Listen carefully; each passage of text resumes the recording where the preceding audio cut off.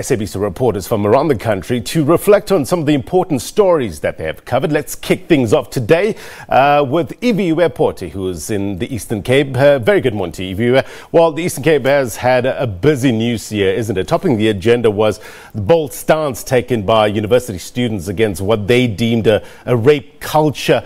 Promising student leader Khensani Maseko took her life after having been allegedly raped on campus. I mean, a funeral was even held on Women's Day. Was this one of the more important stories that you've covered this year? Definitely, Blaine. The student protests that happened throughout that period when Khensani, the 23-year-old, had decided to take her life was one of the big stories that we covered here from the Eastern Cape. You'll remember at the same time, the Nelson Mandela University was also dealing with a rape incident. However, in that case, charges were withdrawn. But when we spoke to specialists around the issue, when we spoke to psychologists, they highlighted matters of it looks like the situation is getting bad because a lot of people are coming forward.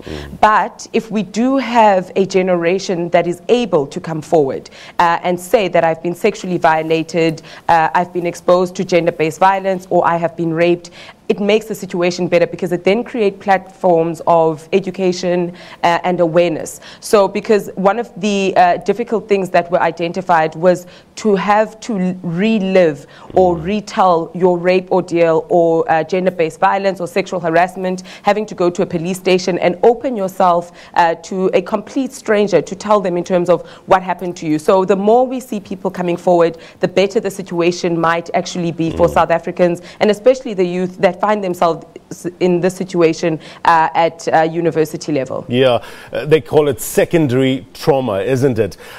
Just give us an update, Iviwe, with regards to universities in the Eastern Cape. Has anything changed since this incident?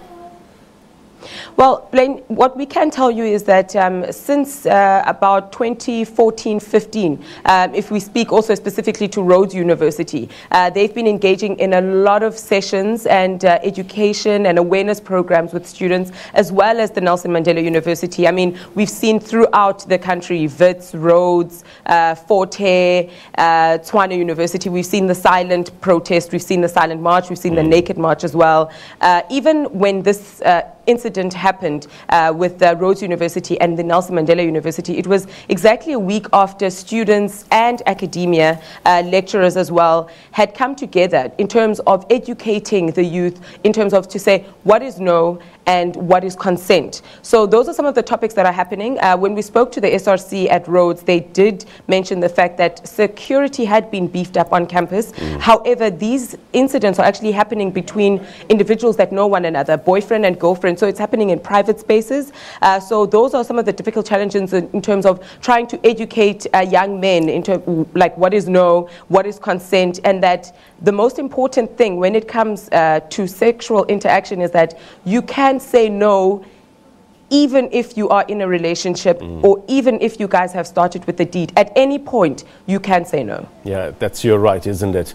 Well, look, another big story that you've been covering in the Eastern Cape was the citrus industry strike, where workers came forward and took to the streets with their grievances relating to their working conditions as well as living conditions. Tell us a bit about that. Well, Blaine, this one was a very difficult one because it would then, create a dire situation on both sides. At the time where the strike happened, you'll remember that the citrus industry in South Africa is about a 3 billion rand industry, and they have a picking season, which is the peak time, which is about 25 weeks, starting from May until September. And the protest action took place, if my memory serves me correct, towards the end of May, beginning June, which is during that picking season. And within the first 5 days of that strike, they had been calculating a loss of about 17 million rand.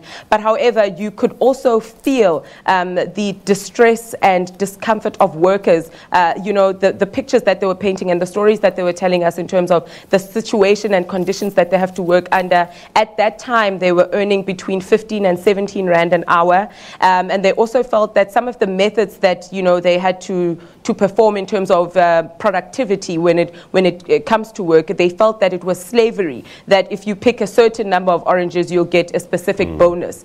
So they have to push themselves, and the living situation, the living conditions on these farms were also, they weren't of the best quality, so they were demanding 20 rand. So at that time, they were at loggerheads because the employee was demanding about 15% increase, and the employer was at 8%. However, towards the end of that strike, then I think it was about 3 weeks into the strike, they did come to an agreement of 20 rand an hour, which is the national minimum wage going into next year.